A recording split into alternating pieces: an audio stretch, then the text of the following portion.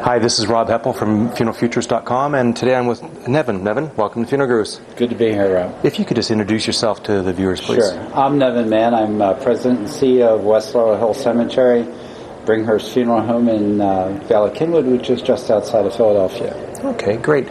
Now, Nevin, you have what we call a combination operation with the funeral home and cemetery there, and you were telling me earlier about how you can utilize your staff on both sides, so that it's just not funeral directors on one side and cemeterians on the other. Can you explain that and how that works and how that benefits you versus maybe other cemeteries? Sure. The Family Service Department is always involved at the beginning and all throughout the execution of a funeral with the funeral service people. The funeral service people do all the legal things and everything that's technical, and they actually are the field general in charge of the funeral. However, the family service people stay with the families to make sure that if they need anything or if anything might go wrong, that they can take care of it before that happens.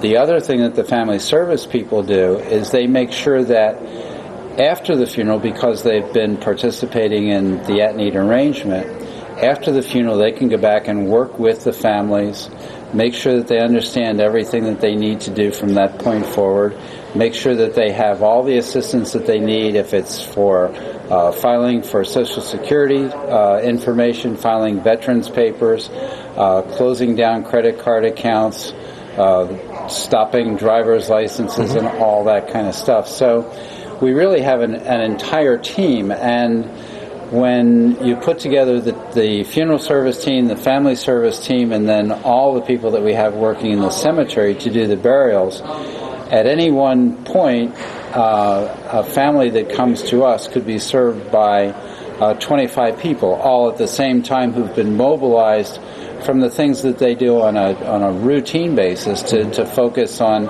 what's going on with that family right at that time. We were talking about veterans tributes. We take 2-foot flags for every time there's a veteran that either comes to our cemetery for a burial or who has died and has their funeral at our cemetery. We outline the entire funeral and the grounds around the funeral home with 2-foot American flags.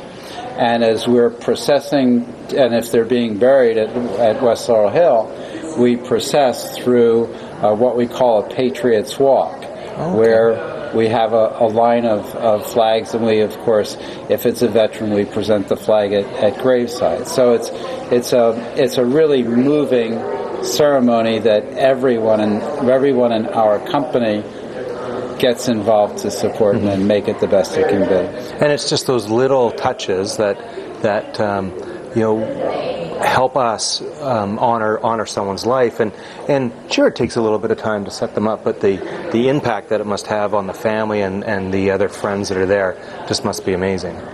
Well, I'm not sure who said it. It could have been Peter Drucker, but someone, a management guru along the line, once said that the difference between good and excellent is just a matter of the little things, and maybe it's just as much as 1%. And we strive to do everything that we do, not just to meet the family's expectations, but to do even more than they expect, so that when they leave, they say to themselves, I am so happy that I went there rather than any other place that I could have possibly considered. Okay, well, that's great. Well, Nevin, thank you so much for sharing. You're a funeral guru, and you're watching FuneralGurus.com. Great. Good.